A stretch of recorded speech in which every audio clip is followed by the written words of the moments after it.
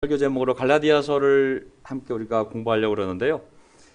갈라디아서를 보게 되면 또 다시 한번 가장 기본적인 기독교 진리에 대해서 또 그리스도인의 삶에 대해서 어떻게 살아야 될지 또 잘 나와 있습니다. 그래서 오늘 저는 실제로 다른 복음이 있는 것은 아닙니다. 복음은 하나겠습니까? 두 개겠습니까?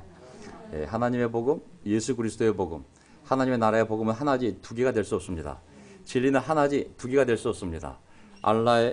이슬람의 알라와 기독교의 하나님이 같은 분일 수가 없고, 불교와 기독교가 같을 수가 없고, 이슬람교와 기독교가 같을 수가 없습니다. 진리는 하나입니다.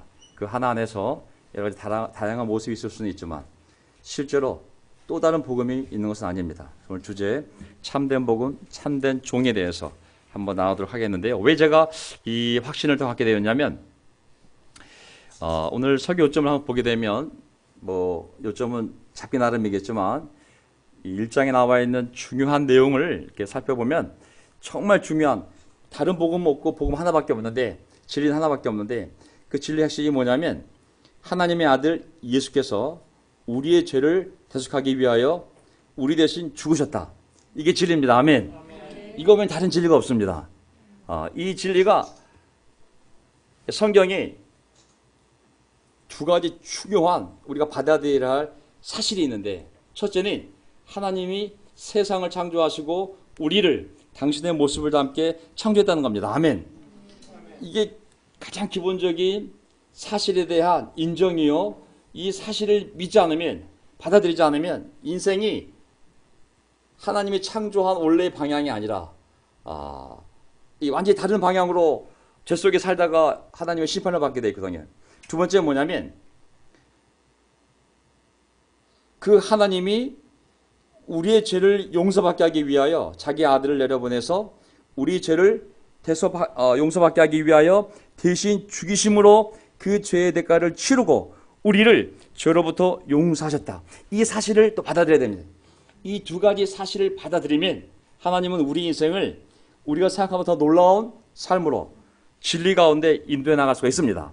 근데 이 두 가지를 거부한다면, 즉 거짓된 복음을 전하는 자에 대하여, 즉 하나님이 세상을 창조했는데 저절로 생겨난 것이라고, 하나님 형상대로 우리를 만들었는데 아니 너 원숭이 후손이라고, 이 뿌리로 너는 진화되어서 물속에서 양서류로, 그 다음에 포유류로, 그리고 지금의 모습이 된 거라고, 하나님의 창조를 왜곡시키고, 그리고 사람이 지은 죄에 대하여 오직 예수 그리스도를 통하여만 구원받을 수 있는데, 무하메드가 나오고 부처가 나오고 공자가 나오면서 착하게 살아도, 다른 신을 믿어도, 네가 열심히 선하게 살면 스스로 구원받을 수 있다고 가르치는 모든 거짓된 복음을 전한 자에 대해 하나님은 반드시 저주한다고 말씀하셨거든요.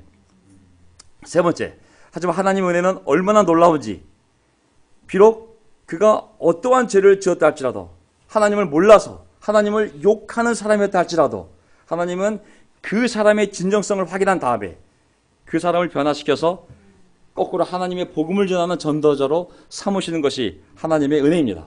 인간의 어떤 죄도 하나님의 은혜보다 클 수 없다는 것, 그게 바로 오늘 갈라디아서 1장에 나와 있는 내용입니다. 그래서 오늘 이 요점을 가지고 보려고 그러는데요. 제가 어저께 이제 뉴스를 보면서, 뉴스가 이제 최근 뉴스도 있고 올해 초이라는 뉴스도 있는데, 종교라는 것이 이 믿음, 진리라고 믿는 이 종교적 믿음이 얼마나 한 사람의 삶과 가정과 결혼과 자녀와 후손과 공동체와 사회와 국가에 영향을 주는지 제가 다시 한번 확신을 가지면서 우리가 하나님을 믿을 때 정말 제대로 믿고 똑바로 살아야 이 세상의 희망이 되겠구나라는 생각을 하게 되었습니다. 자, 2018년 9월 18일자 뉴스 서울신문에 나왔던 기사가 떴습니다. 뭐라냐면 인도에서 발생한 문제인데요. 계급이 달라서, 인도는 카스트 제도잖아요, 그렇죠? 계급이 달라서 임신한 아내 앞에서 무참히 살해된 남편이라는 제목이 떴습니다. 한 남성이 임신한 아내가 보는 앞에서 괴한하게 잔인하게 습격을 당해 사망했다. 인도 더 뉴 인디아 익스프레스, 더 힌두 등 현지 매체의 16일자 보도에 따르면, 이게 9월 16일자, 한 달 전이잖아요. 남성 쿠마르 프라나이 24세는 탈랑가나주 하이데라바드시 근처에서 변을 당했다. 넘어가면 경찰은 근처에 설치된 폐쇄로로 텔레비전 CCTV를 바탕으로 조사를 하고 있으며 이번 사건을 부부가 서로 다른 계급 출신이었기에 일어난 명예살인으로 보고 있다. 명예살인은 집안의 명예를 더럽혔다는 이유로 가족 구성원을 죽이는 관습을 말한다. 인도가 힌두교거든. 힌두교와 카스트교가 이렇게 맞물려 있습니다. 그래서 이 서로가 이게 지지해 주는 거거든요. 이 종교가 이 카스트를 지지해 줍니다. 그래서 네 개의 계급이 있어요. 계급과 계급 사이에 밥을 같이 먹을까요? 안 먹을까요? 먹을 수가 없습니다. 절대로. 이 다른 계급 사이에 결혼이 가능할까? 안 가능할까요? 불가능합니다. 가족이 설사 인정해줘도 그 계급 사이 안에 자정기구가 자정기구. 그래서 그 계급 사이에 일탈행위를 하는 사람을 죽일 수 있는 자정기구가 있어요. 그래서 가족이 안 죽이면 그 기구가 죽이는 거예요. 이 사진이 나왔습니다. 이 두 부부가 7개월 된 신혼부부인데 랄라라라 가고 있는데 한 남자가 이 큰 칼 있죠. 그걸 들고 따라가는 사진이 나왔어요. 그래가지고 보복한 거예요. 보복. 이 남자가 아래층 계급이에요. 아래층 계급. 아내가 위층 계급이에요. 그래서 감히 아래층 계급이 우리 계급 여자랑 결혼을 해? 아버지는 억지로 용납을 했는데 그 계급 안에 있는 그 공동체 용납을 안 한 거예요. 그래가지고 자정기구 안에서 따라가서 보복을 한 거예요. 이만한 칼이 사진에 찍혔어요. 그래서 뒤에서 목을 치고 떨어진 놈을 또 목을 쳐가지고 아내가 뭐 아무랬지만은 사망을 했어요. 종교가 얼마나 무섭냐면 종교는 한 사람의 사고방식, 생활방식, 그 사람의 인생, 그 사람의 결혼, 그 사람의 자녀, 그 사람 가족관계 모든 것을 완전히 지배하는 거거든요. 무서운 거예요. 우리가 하나님을 믿게 된 거 할렐루야 감사합니다. 이번에는 이슬람교 터키. 어떤 기사가 며칠 전에 떴냐면 2018년 1월 5일자인데 제가 어저께 이 기사를 봤어요. 결혼 최저 연령을 여자 9세 남자 12세로 해서 출처 중앙일보 8월 터키 정부가입니다. 터키 정부가 여자는 9세부터 결혼할 수 있다는 이슬람 율법 해석을 공식 홈페이지에 올려 큰 논란이 일자 이를 삭제했다. 이슬람교 사무를 관할하는 터키 정부기관 디야네트 종교청은 최근 이슬람법에 따라 잘 보세요. 이슬람 국가니까 이슬람법 있지 않겠어요? 그것을 샤리아라 샤리아. 쿠란이 있고 경전이 쿠란이 있고 이 쿠란에서 얘기하지 않는 것을 또 법으로 만들었어요. 같은 권위로서. 그게 샤리아예요. 샤리아. 이 샤리아법에 따른 결혼 최저 연령을 여자는 9세, 남자는 12세로 해석한 글을 공식 홈페이지에 올렸다. 종교청에서 국가기관이. 이 같은 사실이 터키 현지 언론 보도로 알려지자 여성, 아동권리의 보호단체 등 시민단체와 야당은 우려하던 일이 일어났다며 강하게 반발했다. 이 기사 나오거든요. 무슨 얘기냐면 이슬람 국가들은 대부분의 지금 예멘도 들어와 있지만은 나라에서 그 나라가 정치제도로서 물론 법이 있지만 이슬람이 대다수를 차지하는 나라에서는 이슬람법으로 그 나라를 통치해. 이슬람법으로. 이슬람 교리로.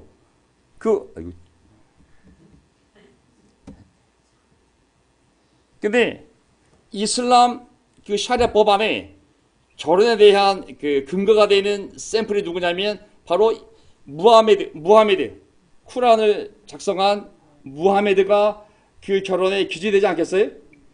그 무하메드가 15명의 아내가 있었는데 두 번째 아내가 8살짜리였어요. 역사적 사실이. 그래서 그거를 근거로 해서 이슬람 사회 샤리아법은 우리의 종교 창시자가 8살 아이와 결혼했기 때문에 그때 나이가 무하메드가 50살이었어요. 이건 역사 팩트예요. 그냥 누구도 부인할 수가 없어요. 그래서 샤리아법을 따르면 여자아이는 8살부터 결혼할 수 있다는 그러한 법이 만들어졌고 그 법으로 지금까지도 8살이 넘으면 팔려가는 게 지금도 종교가 얼마나 무서운지 우리가 저는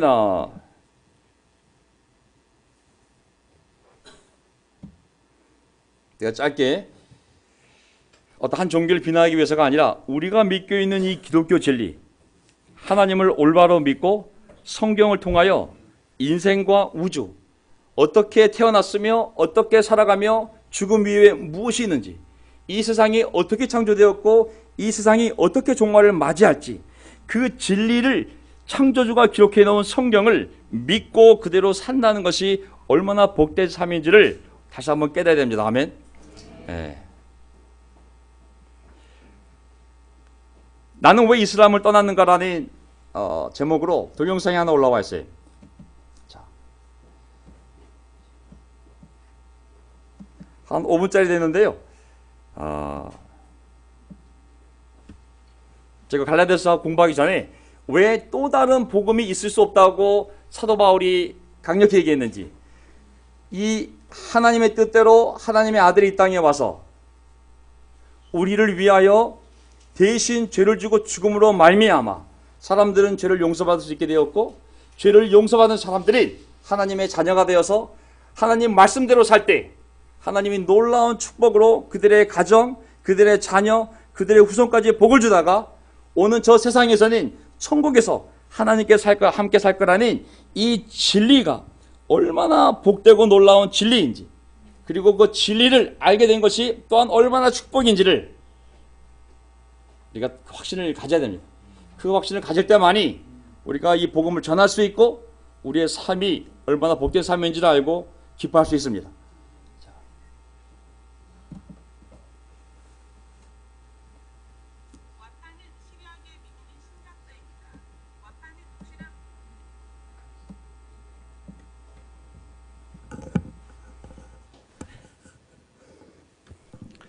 언젠가 우리 집에 폭탄 터질 날이 있을 거예요, 아마. 자, 와파는 시리아계 미국인 심리학자입니다. 와파는 독실한 무슬림 부모님에게서 태어났습니다.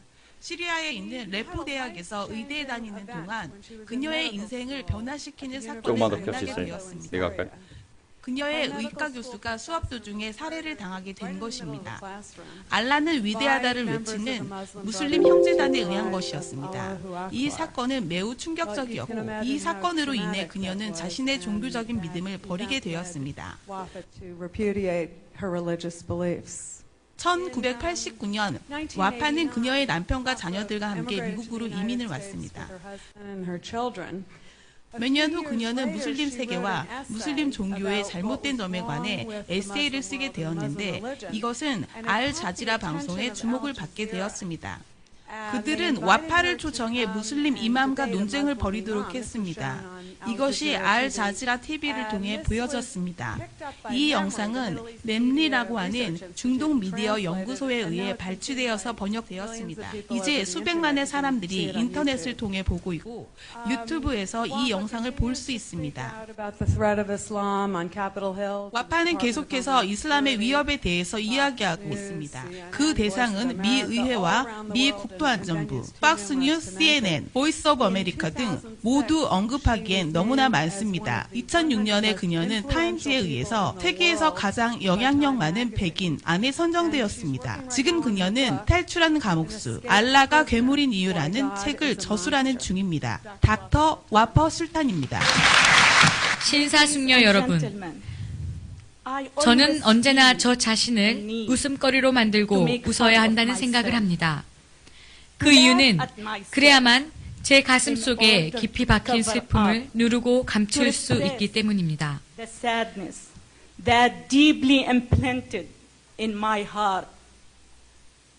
특히 이슬람 여성들에 대해 이야기를 해야 할 때 그렇습니다.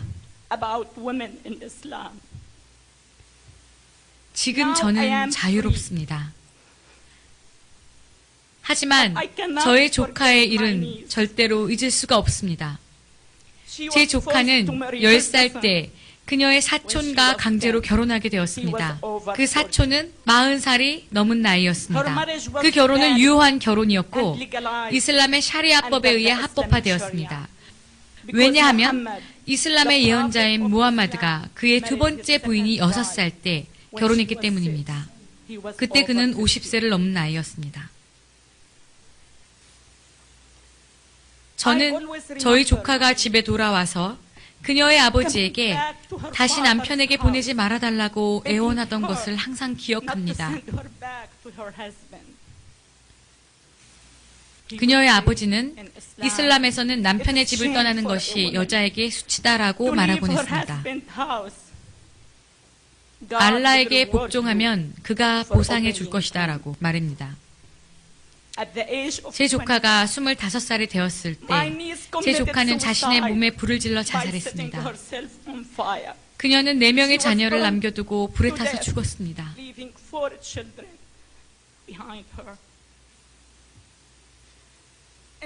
2002년에는 사우디 종교경찰이 학생들이 불타는 건물에서 탈출하지 못하게 막았습니다. 왜냐하면 학생들이 올바른 이슬람 복장을 입고 있지 않았기 때문입니다. 이 비극적인 사건이 일어났을 때 그 학교 건물 안에는 약 800명의 여학생들이 있었습니다. 사우디 신문은 최소 15명이 사망했다라고 보도했지만 저는 믿지 않습니다. 저는 사망 숫자가 훨씬 더 많았다고 믿습니다. 이 사건 때문에 또 제가 지난 30년간 직접 본 비극적인 일들 때문에 저는 이슬람에 맞서 싸우기로 결단했습니다.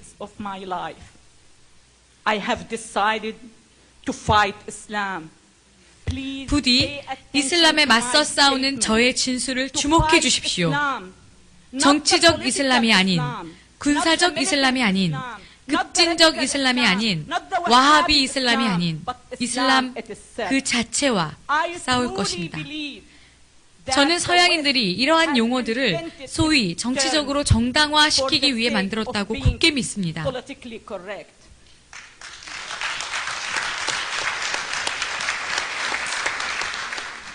시리아에서 자라오면서 저는 이슬람 외의 것을 들어본 적이 없습니다. 이슬람은 오해된 적이 없습니다. 이슬람은 자체가 문제이지만 아무도 그 진실을 말하고 있지 않습니다. 아무도 테러리즘의 뿌리를 강하게 주시하고 있지 않습니다. 테러리즘의 뿌리는 바로 사람들을 세뇌시키는 기계인 이슬람 자체입니다. 이슬람은 저한테 달려있지 않습니다. 그것은 무슬림 남성이나 여성에게 달려있지 않습니다. 이슬람은 정확히 말해 예언자 무함마드가 행하고 말했던 것에 있습니다. 이슬람을 이해하기 위해서는 무함마드의 전기를 읽어봐야만 합니다. 그의 전기는 매우 충격적입니다. 무함마드가 50살이 넘어서 겨우 6살인 아이와 결혼했습니다. 자, 다시 켜줄까요? 예. 저는 우리 부부관계를 생각하면 물론 싸우기도 하고 또 남편이 아내한테 맞기도 하고 여러 가지 일들이 있지만 정말 우리가 그 종교의 그 진리, 그 도덕성을 보려면 그 공동체 안에 있는 약자를 어떻게 다루는지 보면 알 수가 있습니다. 아이와 어린아이와 여성. 성령은 철저하게 여성과 어린아이를 보호합니다. 얼마만큼 예수님이 또 성경의 레위기법에 하나님 마음에 표현되어 있냐면 특히 과부들, 사회에서 가장 소외되고 약할 수 있는 이 아이들과 여성에 대한 보호는 하나님의 구원 명령과 이렇게 결부되어 있어요. 그 권위가. 예를 들면 남편이 아내를 사랑할 때 어떻게 명령이냐면 네 아내는 내 형상대로 만들어진 나의 딸이니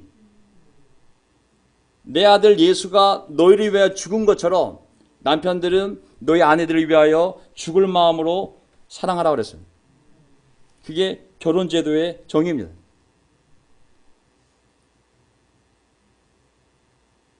물론 그렇게 못하죠, 우리는. 하지만 그게 기준이라는 거죠.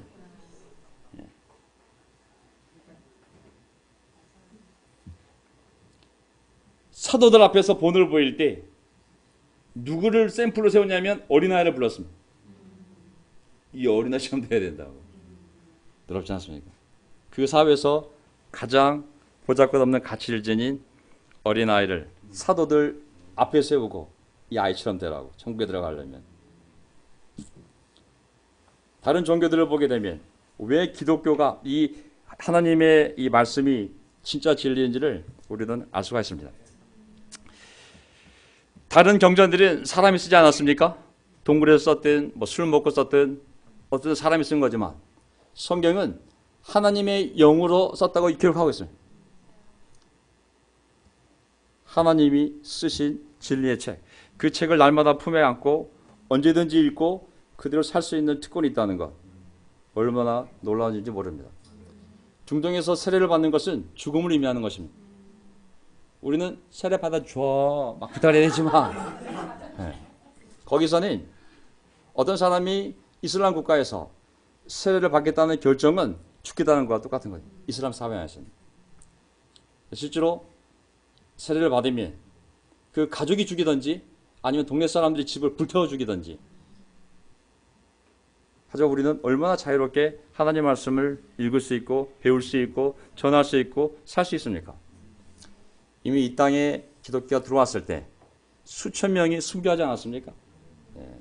우리는 하늘에서 뚝 떨어진 오니 저체가 아닙니다. 우리가 쓰고 있는 이 성경책, 어떤 사람이 불타 죽으며 영어로 번역했고 어떤 사람이 매 맞아 죽으며 이 땅에 데려왔기 때문에 우리가 읽고 있는 이 책, 우리가 절대 오니 저체가 될 수 없습니다.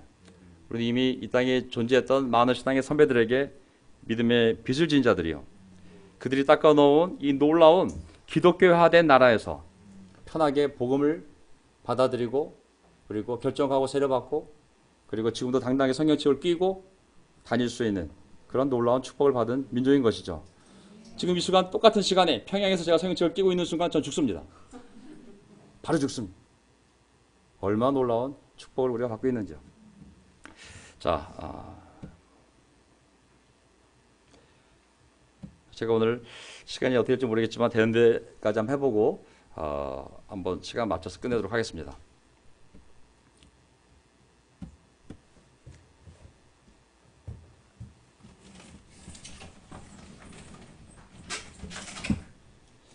자, 종교 한번 읽어보시겠습니까? 마음속으로. 예. 마음속으로. 예.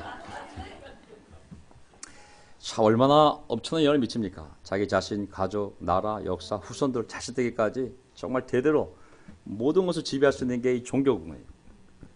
우리가 하나님을 올바로 알고 믿을 수 있고 살 수 있다는 것, 정말 놀라운 축복입니다. 오늘 갈라디아서를 공부하려고 그러는데요. 갈라디아서는 책 제목이 뭐냐면 갈라디아에 살고 있는 사람들에게 라는 뜻이거든요. 갈라디아 지역에 흩어져 있는 여러 교회들에게 보낸, 서로 읽어보면서 돌려보라고 보낸 사도 바울이 쓴 편지입니다. 예수님 돌아가신 이후에, 약 부활하신 이후에 20년 뒤, 30년 뒤쯤에 기록되어진 책입니다. 특히 갈라디아 지역은 특히 사도 바울이 교회를 세울 때 누가 제일 박해를 많이 했냐면 하나님을 잘 안다는 유대인들이 그렇게 박해를 많이 했어요. 아주 어렵게 교회를 세웠습니다. 유대인들이 이 박해를 했기 때문에 맞아 죽을 뻔도 하고. 그래서 이 갈라디아 지방은 유대인들의 영향력이 굉장히 강했고, 갈라디아 지방에 세워진 교회들, 거기서 유대인들이 회개하고 세례받고 기독교인이 되었는데 그 개종한 유대인들의 그 영향력도 또한 교회 내에서 굉장히 강했습니다. 이들은 그리스도를 믿긴 했지만 유대인 출신이었는데 할 일을 받아야 되고 율법을 준수하지 않으면 예수님의 세례만으로는 구원을 받지 못한다고 교회 안에서 주장을 했던 거죠. 얼마나 교회가 풍지박산이 났겠어요.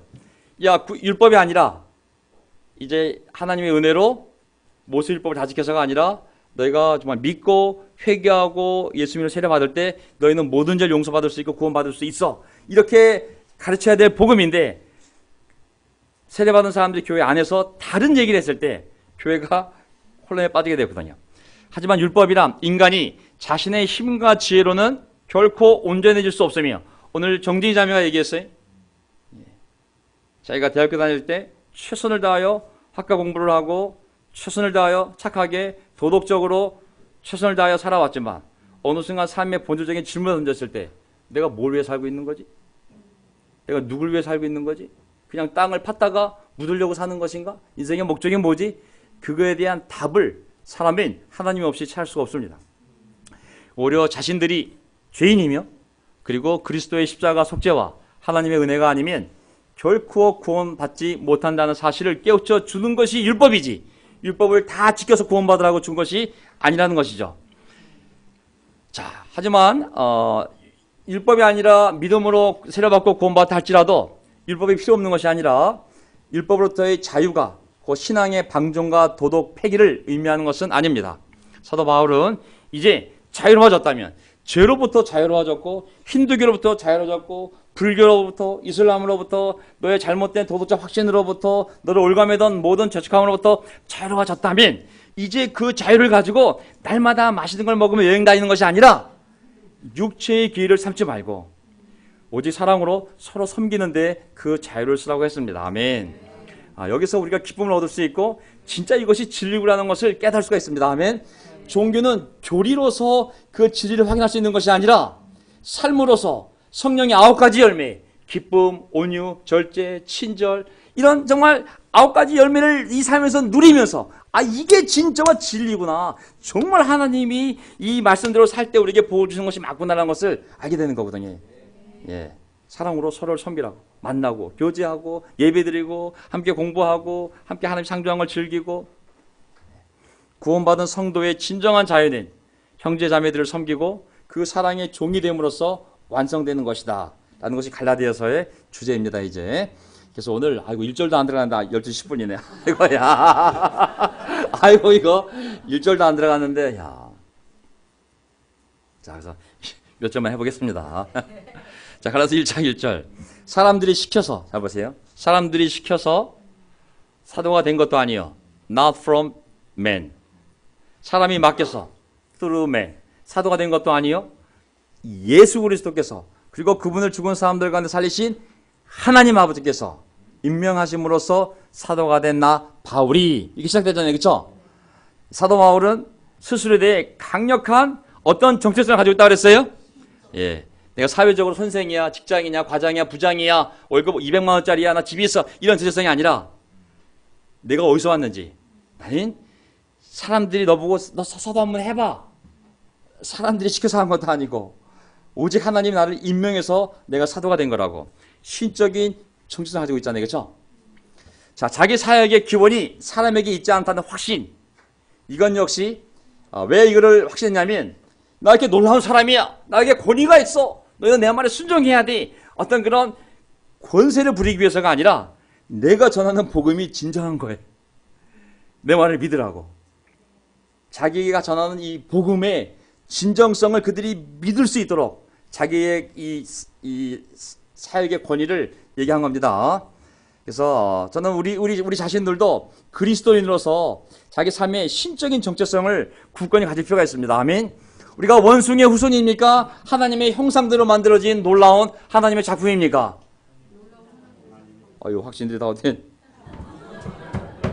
자, 이게 바로 이거잖아요. 그렇죠? 우리는 하나님이 정말 상상도 없을 정도로 세밀하게 다 다르게 창조하셨고, 바로 예수 그리스도를 통하여 우리가 다시 살려주심을 받은 놀라운 하나님의 피조물이요, 하나님의 작품이요, 하나님의 아들이라는 확신이 있어야 되지 않겠습니까? 네, 이게 우리를 압도해야 우리가 경제적으로 또 사회적으로 어떤 어려움이 처해 있더라도 기쁨을 유지하고 자신감을 가질 수 있는 힘이 되는 거거든요. 사도 바울이 그 확신이 있었기 때문에 교회가 자기가 세운 교회인데도 불구하고, 야, 네가 사도 맞아? 엄청난 상처를 당했을 때도 자기 마음을 지킬 수 있었던 것이거든요. 예. 2절. 나와 함께 있는 모든 믿음의 식구와 더불어 갈라디아에 있는 여러 교회에 이 편지를 씁니다. 자, 갈라디아 지역에 있는, 지금 터키 지역이잖아요. 갈라디아에 있는 여러 교회의 편지를 쓰잖아요. 그렇죠? 자, 그 당시에 교회 앞에 교파가 있었을까요? 없었을까요? 자, 그냥 교회들일 뿐이지 카톨릭 교회, 장로교 교회, 감리교 교회, 침례교 교회, 초대교회에는 지금 같은 여러 교파가 당연히 없었겠죠. 그렇죠? 예수님 이후에 교회가 세워진 이후에 약 2000년 역사가 지나갔어요. 하지만 그 가운데 장로교는 지금으로부터 약 450년 전쯤에 세워진 또 하나의 믿음의 전통이요, 감리교도 한 350년 전쯤에, 침례교는 한 400년쯤에 세워진 믿음의 전통들인 것이죠. 무슨 말인지 아시겠죠? 하지만 이 2000년 전에 사도 바울이 교회한테 편지 쓸 때는, 그때는 이런 교파 교회가 있었어요, 없었어요? 그냥 교회일 뿐이에요. 교회. 교회. 로마 가톨릭 교회도 한 1000년 전에 세워진 하나의 믿음의 전통일 뿐인 것이죠. 그냥 교회예요. 하나님의 교회, 그리스도의 교회, 성령이 세운 교회. 그냥 교회일 뿐인 것이죠. 지금은 하도 인간들의 이 문화가 많이 들어가서 여기다가 명찰 붙여야 돼요. 장로교, 대한침례교, 뭐 이렇게 붙여줘야 이게 나오는 거예요. 텔레비 어디서 왔어? 삼성, LG. 이게 붙어야 좋은 제품인 것처럼 다니는 교회도 교회가 어디 있어요? 저희 초교파. 그러면 중소기업 이름도 없는 기업 여기 LG, 삼성, 뭐 장로교, 감리교, 침례교 붙어줘야 아유 제대로 된 교회 다니는구나 생각하지 않습니까? 하지만 역사로 돌아가 보면 원래 그런 교파가 없었거든요. 사실은 그냥 예수님이 세운 사도 바울이 복음을 전한 세워진 교회일 뿐이죠. 우리 교회 이름이 뭐죠? 명동에 있는 그리스도에게 속한 그리스도가 주인인 교회. 그러다 보니까 그냥 합쳐서 명동 그리스도 교회. 우리를 서울 그리스도에 부른다면 그냥 서울에 있는 그리스도에게 속한 교회. 그런 의미로 우리가 교회 이름을 쓰는 거거든요. 저희는 교파가 있을까요? 없을까요? 저희는 그냥 교파가 없어요. 원래 이 운동 자체가 취지가 우리가 교파로 싸우지 말고 그냥 그리스도인이 되어서 서로 하나가 되자고 시작한 운동이기 때문에 저희는 교파교회가 아닙니다. 그래서 우리가 그냥 교회면 교회지 뭐 대한예수교 장로회, 한국기독교 장로회, 대한침례교 뭐 이런 게 없잖아요. 그렇죠? 기침, 장침 뭐 보수, 합동, 진보 이게 없잖아요. 그렇죠? 그냥 교회 이름만 어디에 있는 그리스도에 속한 교회다라고 교회 이름을 정하고 있습니다. 분당에 있으면 어떻게 되겠어요? 분당에 있는 그리스도에 속한 교회. 일산에 있으면 일산에 속한 그리스도의 교회. LA에 있으면 LA에 있는 그리스도에 속한 교회. 그런 의미로만 교회 이름을 쓰기로 약속이 돼 있어요. 어디서 욕심을 내고 우리는 좀 다르게 해볼게요. 명동의 아름다운 그리스도 교회. 형상 못 넣게 돼 있어요. 지역명만. 그래서 우리 아버지 하나님과 주 예수 그리스도께서 내려주시는 은혜와 평화가 여러분의 길을 빕니다. 항상 제가 말씀드렸죠. 편지에는 항상 이렇게 인사말이 들어가지 않습니까? 최고 인사말은 뭐에게있어요? 은혜와 평화가 샬롬. 하지만 그게 어디서 내려온다 그랬어요? 오직 하나님 아버지, 우리 하나님 아버지와 그리고 우리의 주님이신 예수 그리스도께서 내려주시는 그 은혜와 평화가 여러분의 있기를 빕니다. 그것은 사람이 만들 수 있는 게 없는 겁니다. 아시겠죠? 오직 하나님에게서, 오직 예수 그리스도를 통하여 하나님과의 모든 관계에서 죄가 해결되고 하나님을 아버지라 부를 수 있는 그 아들을 통하여 자기 죄를 용서함 받고 하나님 아버지를 아버지라 부를 수 있는 사람만이 그 평화를 누릴 수 있습니다. 아멘. 죄가 해결되지 않은 사람이 어떻게 마음의 평화가 있을 수 있겠어요? 그렇죠? 근데 이 평화가 주어진 과정이 우리의 노력으로 얻은 거예요? 하나님의 은혜로 받은 거예요? 그렇기 때문에 은혜와 평화가 되는 거죠. 은혜와 평화. 자, 넘어가겠습니다. 그래서 네 번째, 여기까지 하고 맞춰볼까요? 한번. 예수 그리스도께서는, 잘 보세요. 이 구절 자체가 그냥 복음이고 진리예요. 한 단어도 뺄 필요가 없어요. 예수 그리스도께서는 하나님 우리 아버지의 뜻을 따라 우리를 이 악한 죄악된 세상에서 건져주시려고 우리의 죄를 대신 지기 위하여, 대속하기 위하여 자기 몸을 바치셨습니다. 이게 복음입니다. 아멘. 이게 우리가 믿고 있는 진리예요. 이걸 있는 그대로 믿어야 되는 거예요. 예수 그리스도가 하나님의 아들이라는 거. 예수 그리스도가 놀라운 선생 아니야? 내 역사적인 인물로 믿지. 훌륭한 사람이지. 인류의 스승이지. 하지만 그는 그냥 예언자일 뿐이지 하나님의 아들이 아니야. 이렇게 믿으면 무슬림이 되는 겁니다. 무슬림은 그가 예언자임을 믿지만 하나님의 아들을 믿지 않습니다. 또 마찬가지로 그 아들이 오셔서 우리 죄를 위하여 십자가에 달려 죽으심으로 말미암아 우리 죄가 용서받게 되었지라는 걸 믿지 않으면 그냥 예수가 와서 죽었지가 되면 무슬림이 되는 겁니다. 무슬림은 예수가 한 예언자여 이 땅에 살다가 그냥 죽었다는 것만 가르치고 있어요. 코란에서. 그 의미를 가르치고 있지 않는 거예요. 그 의미를.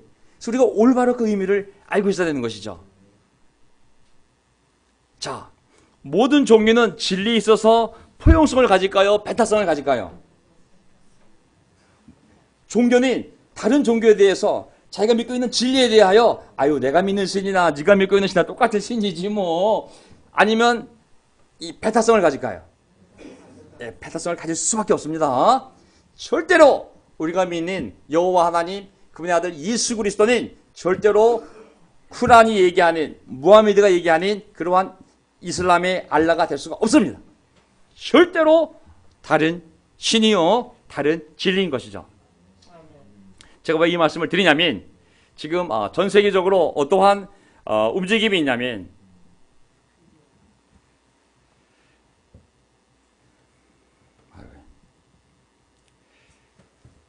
사람들이 교회 안에 이 확신이 약해지면서 이런 믿음이 많이 생긴 거예요. 다른 종교에서도 태어날 때부터 그 종교를 믿었는데 어떻게 예수를 몰랐는데 어떻게 복음을 들어? 그냥 어느 종교든지 간에, 지금 기독교 안에서 벌어진 일들입니다. 미국 기독교 안에서 어느 종교든지 간에 그 종교 안에서 그냥 최선을 다하여 양심적으로 살면 언젠가 천국에서 다 만날 거야 라는 가치가 많이 퍼지고 있어요. 그게 유니버설리즘, 그게 보편주의. 꼭 예수를 몰라도, 꼭 세례받고 회개하고 기독교에 들어오지 않아도 어떤 사람이 그냥 착하게 최선을 다하여 도덕적으로 살면 하나님은 이 세상을 창조한 아버지의 마음으로 그를 넓게 품어주셔서 다 천국에 오시게 하실 거야 라는 가르침이 굉장히 강력한 영향을 지금 교회 안에 주고 있어요.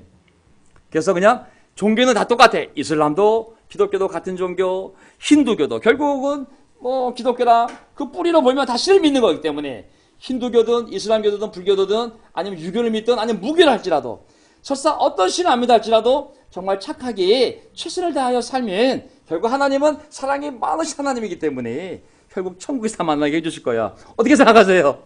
그렇게 믿으세요? 근데 교회 안에 어떤 목사들과 교회들은 여기서 혼동하고 있어요. 심각할 정도로 이 확신을 잃어버리고 있어요. 그래서 제가 말씀드린 거예요. 여기서 한 글자도 빼면 안 된다고. 하나님의 아들이 이 땅에 오셔서 우리 죄를 대속하기 위해 죽었고 오직 그 예수 그리스도를 통해서만 우리가 우리의 죄를 용서받을 수 있다는 진리는 하나도 빼면 안 되는 거예요. 성경은 한 가지만 얘기하고 있는 거예요. 이 사실만을 계속 사람들에게 얘기하고 있는 겁니다. 예수님을 만나면 너의 부부관계가 좋아져. 애들이 서울대학교 가대. 너 예수님 만나면 복을 받아가지고 과장 10년 걸리고 3년이면 된다. 뭐 이런 걸 얘기하는 게 아니에요. 성경은 이 한 가지를 얘기하는 거예요. 하나님의 아들이 이 땅에 오셔서 우리 죄를 위하여 대신 죽으셨고 누구든지 그거를 믿고 회개하고 정말 세례받는 사람은 하나님이 다 구원하시고 용서하시고 이제 남은 인생 하나님의 말씀대로 정말 살려고 할 때 하나님께서 너를 도와주셔서 그 말씀대로 살다가 천국에 오게 하실 것이라는 그 약속이 성경의 약속입니다. 아멘. 어떤 어느 교회 간판에 어저께 이제 오는데 교회 간판에 크게 신도시거든요. 크게 써놨어 간판. 행복의 시작 예수 그리스도. 저는 반은 맞고 반은 틀리다고 생각해요. 어떤 사람은 불행의 시작이 예수 그리스도.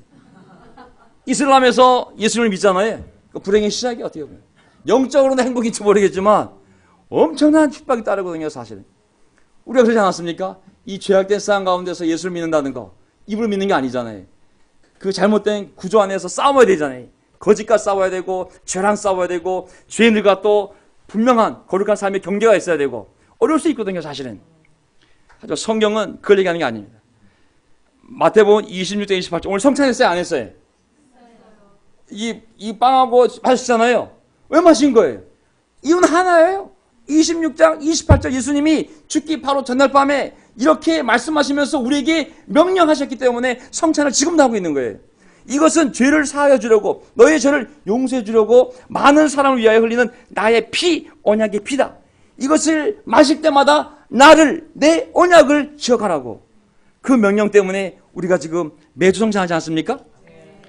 예수님 부활하기 전에 제자들이 겁먹고 도망가려고 했을 때 도망가지 말라고. 나 죽지만 너희는 반드시 예루살렘에 머물러 있으라고. 갈릴리로 돌아가지 말라고. 누가복음 2장 47절. 누가복음 맨 마지막에 나와 있는 거예요. 그의 이름으로 이제 예수의 이름으로 죄사함을 받게 하는 회개가 이 예루살렘에서 시작하여 모든 민족에게 저 섬나라 일본뿐만 아니라 그 앞에 있는 반도 한반도에까지 전파될 것이니 너희가 이 일의 증인이 되어야 할 사람이 도망가지 말라고. 내가 겁쟁인지 알고 있는데 내가 성령을 주면 너희가 용기를 내서 복음을 전할 수 있으니 도망가지 말고 예루살렘에 머물러 있으라고. 왜? 죄사함을 받게 하는 회개를 너희가 증언해야 되기 때문에. 복음의 내용은 죄사함이거든요. 우리가 세례받을 때 사도행전 3장 28절 베드로가 대답했다. 회개하십시오. 여러분 각 사람, 여기 있는 모든 사람과 마찬가지입니다. 각 사람은 예수 그리스도 이름으로 세례를 받고 왜 받는 거예요? 왜 받는 거예요? 1번 멤버가 되려고, 2번 교인증 받으려고, 3번 받으라니까, 4번 분위기 따라서, 5번 죄 용서를 받으려고. 죄 용서를 받게. 성경은 죄 용서를 계속 강조하고 있는 겁니다. 만약 어떤 사람이 예수를 믿지 않고 죄를 회개하지 않고 세례받지 않았다면 그의 죄는 그대로 남아있어요. 10년, 20년, 30년, 40년 되던 죄는 절대 여러분의 선행과 도덕적인 노력과 남들이 인정해주는 거룩 그냥 삶으로 상쇄가 되지 않아요.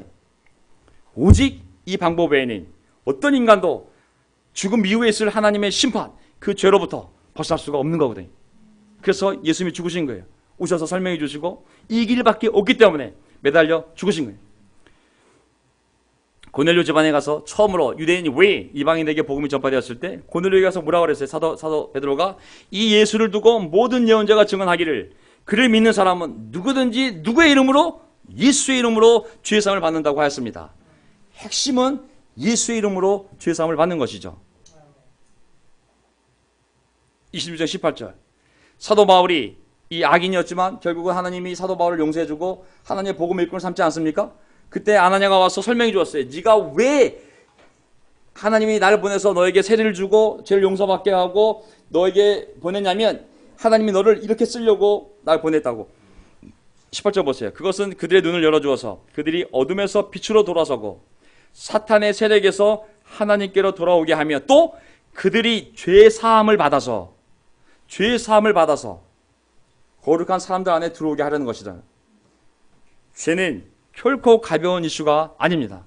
복음의 핵심은 예수를 믿으면 잘 산다는 것이 아니라 예수를 통하여 우리의 모든 죄를 용서받을 뿐만 아니라 앞으로 죽는 날까지 우리가 지을 수 있는 모든 죄에 대해서도 우리를 불쌍히 여기시는 하나님께서 자기 아들의 피로 용서해 준다는 것이 바로 복음입니다. 아멘.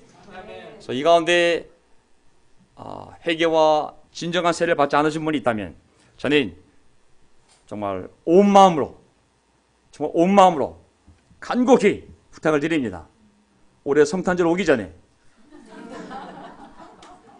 회개하시고 그리고 죄를 고백하시고 하나님 앞에 그리고 참된 세례를 받아 하나님의 성령을 받고 이 말씀 가운데 사는 이 축복을 누리시기를 간절히 바랍니다. 아멘. 오늘 여기까지만 하겠습니다.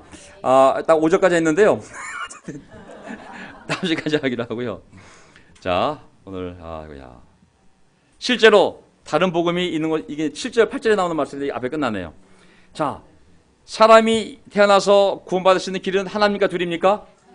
네, 다른 복음이 있는 것이 아닙니다. 오직 하나님의 뜻에 따라 자기 자신을 우리 죄를 위하여 대신 죽으신 그 예수 그리스도를 믿고 죄를 회개하고 세례받는 것, 그것만이 한 인간이 신 앞에 이 세상에서 올바르게 살 수 있는 유일한 길임을 우리가 확신을 갖기 바랍니다. 아멘. 그것을 믿어야지만이 그분의 참된 종이 될 수 있습니다. 우리가 헷갈리면 안 됩니다. 그래서 하나님의 은혜는 두 번째, 세 번째 포인트는 다음 시간에 하기로 하고요. 오늘 어떻게 적당하게 설교를 마치도록 하겠습니다.